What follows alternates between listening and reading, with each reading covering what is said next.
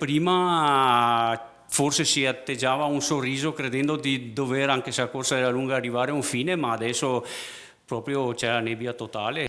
Così ai nostri microfoni lo sconforto e la preoccupazione di Massimo Pasqualin, uno dei tanti risparmiatori coinvolti nel crack delle popolari venete, che dopo aver lottato per ottenere i rimborsi ora sta combattendo contro la burocrazia e il portale del fondo indennizi, sito creato ad hoc per facilitare l'iter, ma che si sta rivelando un ostacolo difficile da superare. Chi voleva farla da solo, secondo noi deve stare molto attento, perché ci sono grossi problemi e grosse insidie anche per il primo binario. Dalle associazioni, dunque, un consiglio. Di farsi assistere da associazioni che si sono organizzate per sopperire tutte le problematiche che purtroppo ce ne sono.